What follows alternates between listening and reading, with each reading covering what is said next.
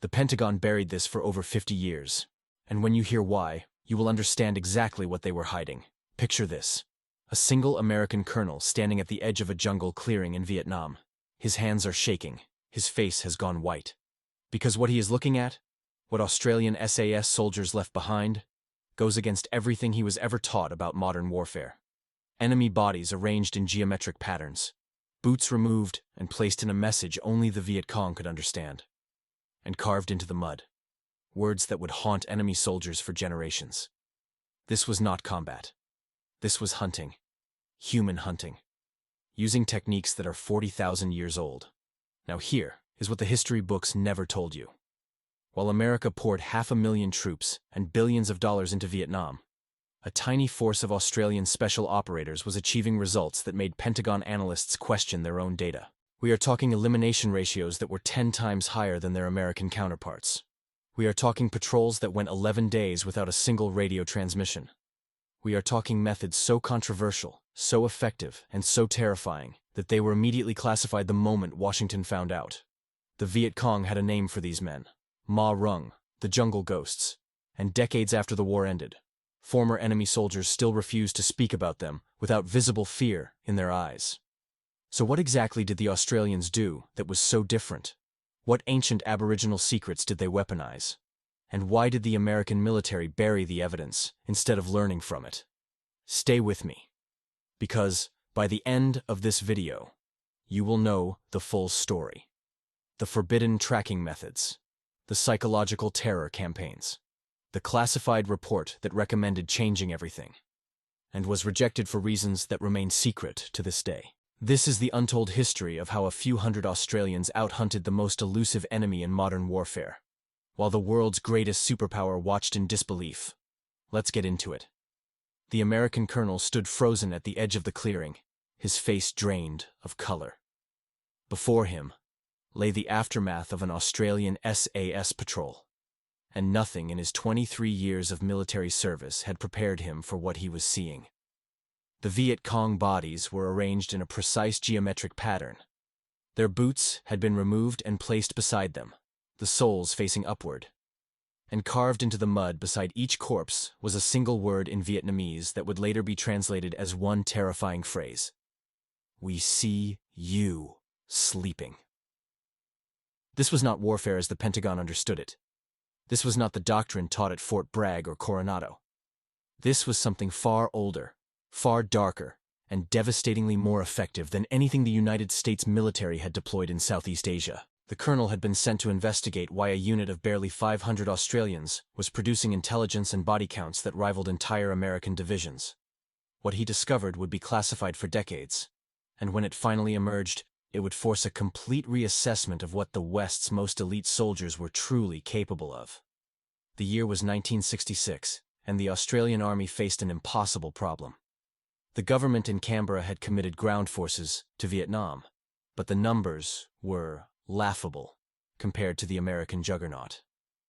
While the United States would eventually deploy over 500,000 troops, Australia's entire commitment peaked at approximately 8,000 personnel. The SAS component was even smaller, never more than a few hundred operators at any given time, against an estimated 300,000 Viet Cong and North Vietnamese regulars in the southern regions alone. The mathematics of conventional warfare spelled certain failure. But what the Pentagon didn't know was that Australia had a secret weapon, and it was 40,000 years old. Deep in the Northern Territory, far from any journalist or foreign observer, a classified program was underway. Aboriginal trackers, men whose ancestors had hunted the harshest landscape on Earth for over 60,000 years, were being brought onto military bases. But they were not there to learn. They were there to teach. And their students were the hand-picked operators of the Australian Special Air Service Regiment, men who would soon earn a nickname that still echoes through Vietnamese villages today. Ma Rung. The jungle ghosts. The Americans had technology. They had helicopters that could insert a company in minutes. They had artillery that could level a grid square. They had B-52 bombers that turned entire valleys into moonscapes. They had electronic sensors, starlight scopes, and radio intercept capabilities that cost more than the entire Australian defense budget. But none of it could solve the fundamental problem of the Vietnam War, finding an enemy who could disappear into the jungle like smoke. The Australians took a radically different approach. Instead of fighting the jungle, they would become part of it. Instead of relying on machines to detect the enemy, they would rely on skills that predated machinery by millennia. And instead of measuring success by territory captured or bombs dropped, they would measure it by something far more primal, the hunt itself. The Aboriginal tracking instructors brought knowledge that seemed almost supernatural to the young SAS troopers. They could determine how many people had passed through an area by the way grass was bent. They could estimate the time since passage by the moisture content of disturbed soil. They could identify whether a person was carrying a heavy load by the depth and spacing of footprints. They could tell if someone was injured by subtle changes in gait pattern. And most remarkably, they could track a human being across terrain that appeared completely undisturbed to untrained eyes. And this was only the first phase of a program that would terrify the Viet Cong for years to come. This was not magic. This was 60,000 years of accumulated survival knowledge, passed down through countless generations, refined and perfected in one of the planet's most unforgiving environments. The Australian outback offers no margin for error. A tracker who lost his quarry did not merely fail. He starved. Natural selection had produced human beings with observational capabilities that bordered on the superhuman. And now those capabilities were being transferred to soldiers whose quarry would be other human beings. The first Australian SAS patrols deployed to Vietnam in 1966 with instructions that would have baffled their American counterparts. Where U.S. units carried heavy loads of ammunition, the Australians carried minimal firepower and maximum observation equipment. Where Americans relied on radio communication, Australians maintained complete electronic silence for days at a time. Where American patrols moved through the jungle, announcing their presence with the noise of a small army, Australian patrols moved like the predators they had been trained to emulate. Within months, disturbing reports began filtering back to American intelligence officers. The Australian SAS was achieving contact rates, encounters with the enemy, that defied statistical probability. Their elimination ratios were astronomical. A 5-man Australian patrol was regularly engaging and defeating enemy units 10 times their size. And perhaps most troubling of all, the Viet Cong were beginning to show something the Americans had rarely witnessed: genuine fear. But what the Australians did next would shock even the most hardened American commanders. The secret lay in what the Australians called bush tracking, but what was actually a sophisticated fusion of Aboriginal knowledge and modern military doctrine. An SAS patrol would insert by helicopter into the jungle, then immediately go to ground. For the first several hours, they would not move at all. They would simply listen, absorbing the ambient sounds of the environment, waiting for the jungle to accept their presence. Only when the birds resumed singing and the insects returned to their normal patterns would the patrol begin to move. And when they moved in ways that American forces had never imagined. The lead scout, always the most skilled tracker in the patrol, would advance at a pace that seemed impossibly slow, sometimes covering less than 100 meters in an hour. His eyes would scan in a precise pattern, searching for the microscopic signs of human passage that his Aboriginal instructors had taught him to recognize. A bent twig, a scuffed leaf, a spider web broken at an unusual height, a patch of ground where the normal pattern of debris had been disturbed. Behind him, the rest of the patrol would move in complete silence, communicating only through hand signals that had been drilled until they became instinctive. No words were spoken, no equipment was allowed to rattle or clink. Each man knew exactly where his teammates were at every moment, creating a formation that could respond to contact in any direction within seconds. The results would make Pentagon analysts question everything they thought they knew about jungle warfare. In one notorious engagement that would later be studied at military academies worldwide, a 4-man Australian SAS patrol detected a Viet Cong battalion, over 300 fighters, moving through their area of operations. Rather than calling for extraction or air support, the patrol shadowed the enemy force for 3 days, gathering intelligence on their strength, weapons, and destination. When the time was right, they called in an artillery strike that caught the battalion in the open during a river crossing. The resulting carnage eliminated nearly half the enemy force without a single Australian casualty.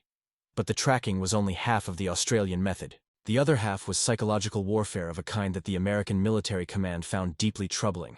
The SAS operators had learned something crucial from their Aboriginal mentors: that hunting is as much about the mind of the prey as it is about physical pursuit. A frightened animal makes mistakes. A panicked human being makes even more. And so the Australians began a deliberate campaign to terrorize the Viet Cong in ways that went far beyond conventional combat. The boot ritual became their signature. When an Australian patrol eliminated enemy soldiers, they would remove their footwear and arrange it in specific patterns. Sometimes the boots would be placed pointing toward the nearest enemy base camp. Sometimes they would be hung from trees along known infiltration routes. The message was unmistakable. We know where you walk. We know where you sleep. We are always watching. But the psychological terror campaign was about to escalate to levels that would haunt American observers for decades. The psychological impact was enormous. Captured Viet Cong documents revealed increasingly frantic warnings about the Ma Rung, the jungle ghosts, who seemed to materialize from the vegetation itself. Enemy soldiers began refusing assignments in areas where Australian patrols were known to operate. Desertion rates in Phuoc Tuy Province climbed significantly higher than in regions dominated by American forces. The SAS had achieved something that billions of dollars of American firepower could not. They had made the Viet Cong afraid of the jungle itself. By 1967, the Australian methods had attracted attention at the highest levels of American military intelligence. A classified assessment conducted by the Defense Intelligence Agency noted that Australian SAS patrols were generating actionable intelligence at rates approximately 10 times higher than equivalent American units. Their casualty exchange ratio, the number of enemy eliminated compared to friendly losses, was the highest of any Allied formation in the entire theater. Something extraordinary was happening in the Australian area of operations, and Washington wanted to know what. The investigation that followed would produce findings so sensitive that they remained classified for decades. American observers embedded with Australian SAS patrols reported methods that violated nearly every principle of conventional American doctrine. The Australians carried no identification. They wore no insignia. Their weapons were often captured enemy equipment that could not be traced. They operated under rules of engagement that gave individual patrol leaders extraordinary discretion in the use of lethal force. And they engaged in interrogation techniques that American military lawyers viewed with significant alarm. What the Americans discovered next would force them to question the very foundations of modern warfare.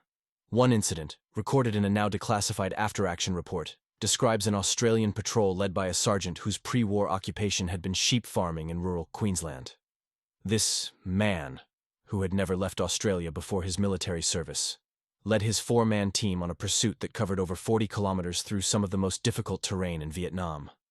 For 11 days, they followed a wounded Viet Cong courier who was carrying documents of significant intelligence value. 11 days without resupply. 11 days maintaining complete silence. 11 days reading the jungle the way their Aboriginal instructors had taught them. On the 12th day, they found him. The American observer attached to the patrol later wrote that watching the Australian tracker work was like watching a predator from another evolutionary branch. The sergeant could determine from bent grass how long ago the courier had passed. He could tell from disturbed insects whether the man had stopped to rest. He could read the depth of footprints to gauge his target's exhaustion level.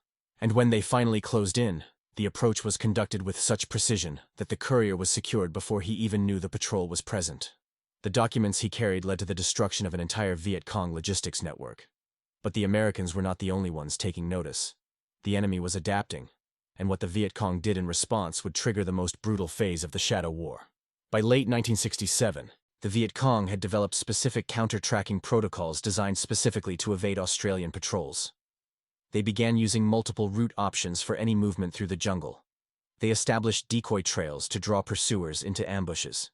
They trained their own trackers to identify the distinctive patterns of Australian movement, and they placed bounties on Australian SAS operators that far exceeded those offered for American Special Forces personnel.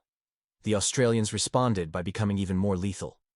New techniques were developed that pushed the boundaries of what was considered acceptable even by the loose standards of unconventional warfare. The body displays that had so disturbed the American colonel at the beginning of this account became more elaborate and more psychologically sophisticated. Messages were left in Vietnamese, then in regional dialects, then in code phrases that only local Viet Cong units would understand. The message was always the same: we know who you are, we know where you are, and we are coming. The jungle itself became an Australian weapon. Patrols began identifying and memorizing the locations of natural hazards: quicksand pools, venomous snake dens, areas prone to flash flooding during monsoon. Enemy forces were then channeled toward these locations through careful placement of ambush positions and early warning signs. The Viet Cong, fleeing from contact with Australian patrols, would find themselves running directly into the most dangerous terrain the jungle could offer. The casualties caused by this method never appeared in official statistics, but captured documents suggest they were substantial. But the most controversial Australian tactic was yet to be revealed, and it would remain classified for over 40 years.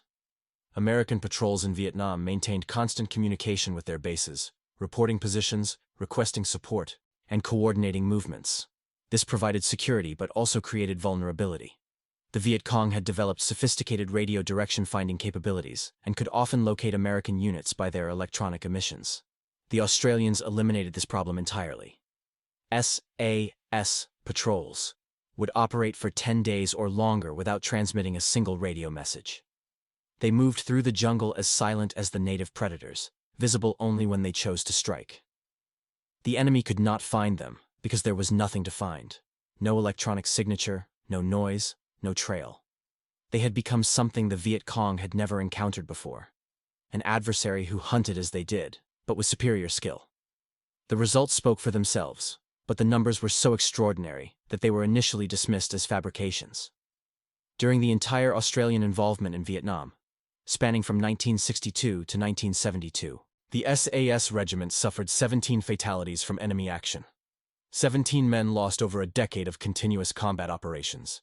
In exchange, they were credited with over 500 confirmed enemy eliminations, and intelligence analysts believe the actual number was significantly higher, as many SAS contacts were never officially reported due to the sensitive nature of the operations. Compare this to the experience of American Special Operations units during the same period. While precise figures remain classified or disputed, it is acknowledged that U.S. casualties in special operations were dramatically higher relative to their operational tempo. The Australian exchange ratio was not merely better, it existed in an entirely different category of military effectiveness. This was the discovery that sent shockwaves through the Pentagon, and the reason it was buried becomes clear only now. The implications were uncomfortable for American military leadership. Here was clear evidence that a small force, operating with minimal technology and maximum fieldcraft, had outperformed the most expensive and sophisticated military machine in human history. The Australians had proved that in jungle warfare, the ancient skills of the hunter mattered more than the modern capabilities of the industrial war machine.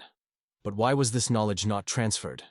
The answer lies in the profound cultural differences between American and Australian military doctrine. The United States military of the Vietnam era was built around the concept of overwhelming force, the application of maximum firepower to destroy the enemy before he could effectively engage. This approach had won World War II and Korea. It was deeply embedded in American strategic thinking. The idea that soldiers should spend days crawling through jungle, tracking enemies like animals, using psychological terror as a weapon. This was fundamentally incompatible with how America understood modern warfare. There was also the matter of accountability. The Australian methods operated in what later analysts would call the gray zone of military ethics. The body displays, the psychological operations, the extended interrogations, the operations conducted without identification or formal rules of engagement. These methods achieved results, but they also violated numerous articles of the Geneva Conventions and the laws of armed conflict. American commanders operating under intense media scrutiny and political pressure could not officially adopt techniques that would generate international condemnation if exposed. So the lessons of the Australian SAS were studied, classified, and ultimately ignored. But there was one secret the Pentagon never uncovered, and it would have changed everything. Among the Aboriginal trackers who trained the SAS operators, there was one man whose contribution would become legendary within the Australian Special Operations community. His name has never been publicly released.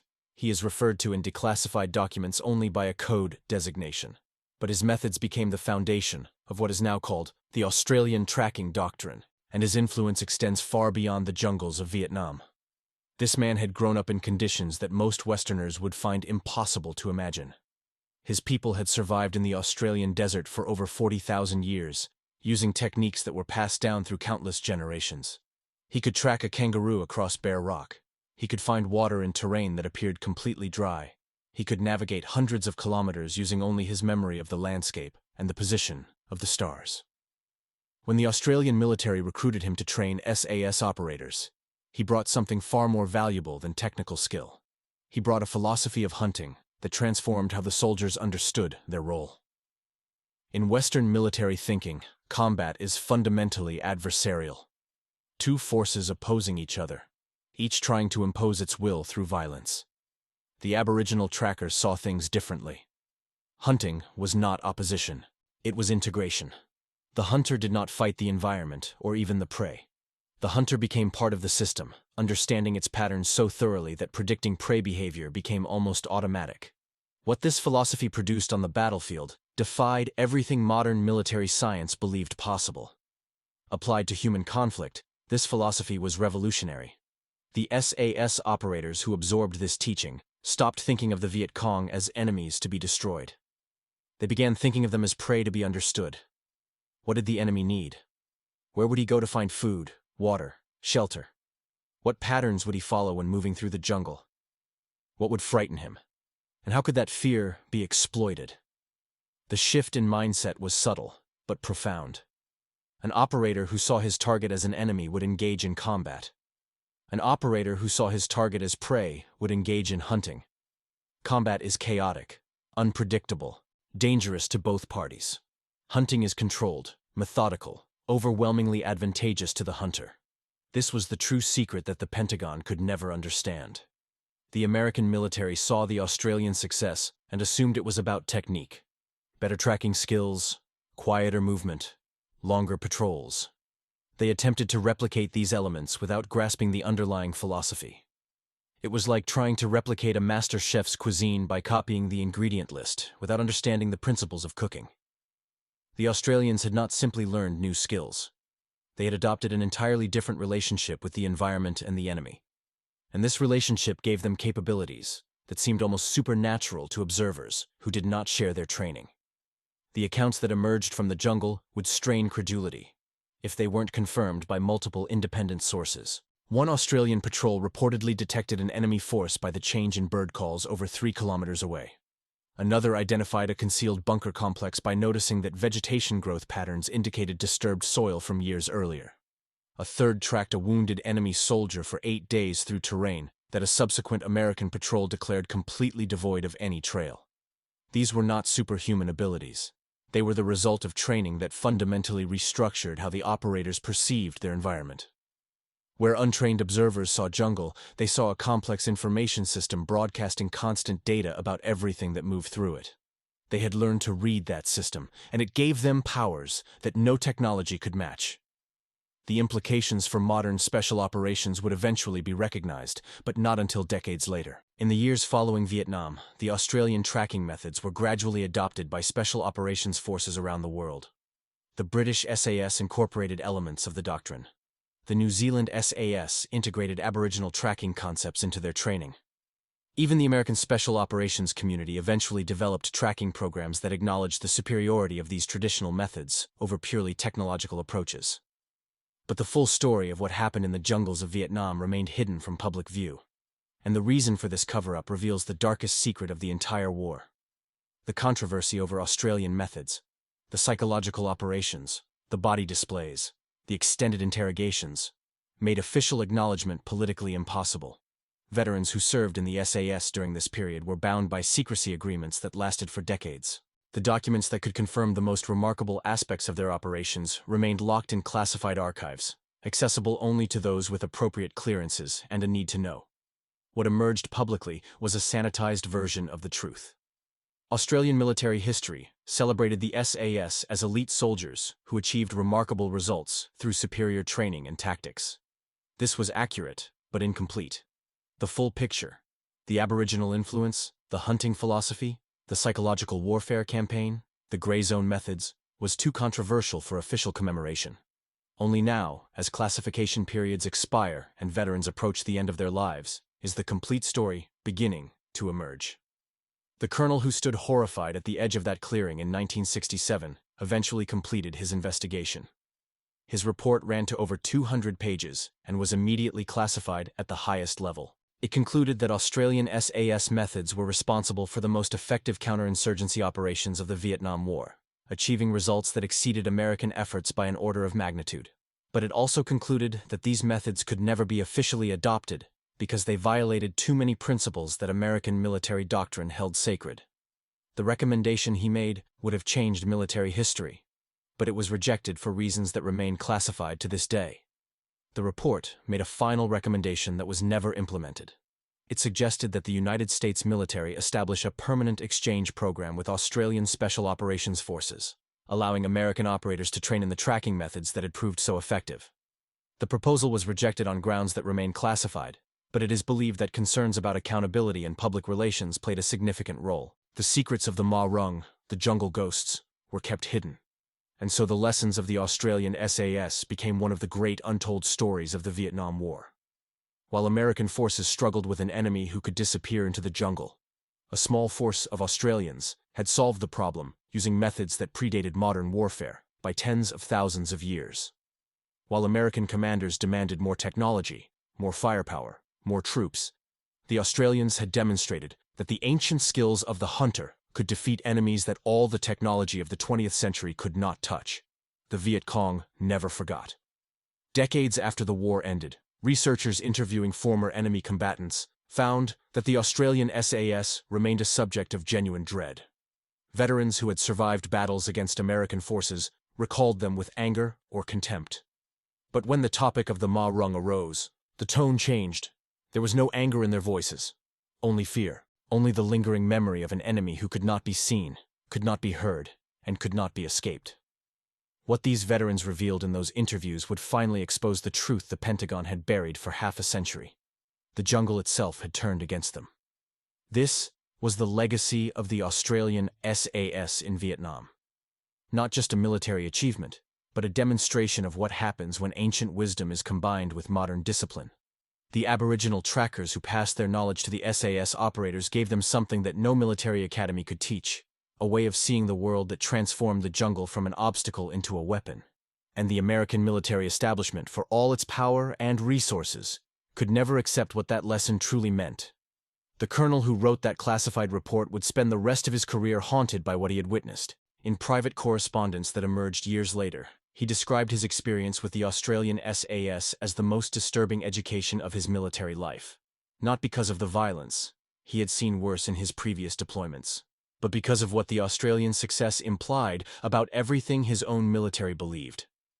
If a few hundred Australians with minimal technology could outperform hundreds of thousands of Americans with unlimited resources, then something was fundamentally wrong with how modern warfare was understood. The tracking methods, the hunting philosophy, the psychological operations, these were not merely tactical improvements. They represented an entirely different paradigm of conflict, one that the industrial military complex of the West was structurally incapable of adopting. This was the forbidden knowledge that remained buried in classified archives. And it raises a question that still haunts military strategists to this day. What if the American military had listened? What if, instead of dismissing the Australian methods as primitive or unacceptable, they had embraced the lessons of the Ma Rung? Could the outcome of the Vietnam War have been different? Could the tragedy of over 58,000 American lives lost have been reduced? The answer remains unknowable. But the question itself illuminates something profound about the nature of modern warfare and the limitations of technological superiority. The Australian SAS proved in the jungles of Vietnam that there are some capabilities that cannot be manufactured, purchased, or engineered. The skills of the hunter, patience, perception, integration with the environment are cultivated over generations, or not at all. The Aboriginal trackers who trained those SAS operators carried knowledge that represented the accumulated wisdom of a civilization far older than Western military science. And that knowledge, applied to the specific conditions of jungle warfare, produced results that the most advanced military in human history could not match. Today, the lessons of the Australian SAS experience are studied in military academies around the world. Tracking has become a recognized discipline within special operations training. The importance of psychological operations in counterinsurgency is universally acknowledged. And the philosophy of the hunter, understanding the environment rather than fighting it, has influenced modern doctrine in ways that would be familiar to those Aboriginal instructors of half a century ago. But the complete truth has never been told, until now. The veterans who served in the SAS during that period carried their secrets with them.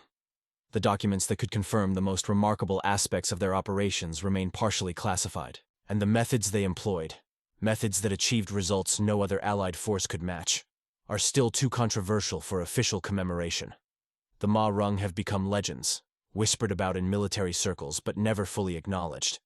They demonstrated what happens when ancient knowledge meets modern conflict, when the skills of the hunter are applied to the hunt for men. And they left behind a legacy that challenges everything the Western military establishment believes about technology, firepower, and the nature of war itself. The colonel who stood at that clearing understood what he was seeing. He understood that the Australian methods worked in ways that American methods could not. And he understood why that knowledge would never be officially embraced. Some truths are too dangerous to acknowledge. Some lessons are too costly to learn, and some secrets are meant to remain buried in the jungle, where the ghosts still hunt in the minds of those who survived their visitation. The story of the Australian SAS in Vietnam is the story of what happens when warriors remember that before humans invented technology, they invented tracking. Before they built machines of war, they became predators. And in the green hell of Southeast Asia, the oldest skills proved more powerful than the newest weapons. This was the truth that the Pentagon could never accept. This was the secret that the Ma Rung carried home. And this was the lesson that the Vietnam War could have taught, if only anyone had been willing to learn.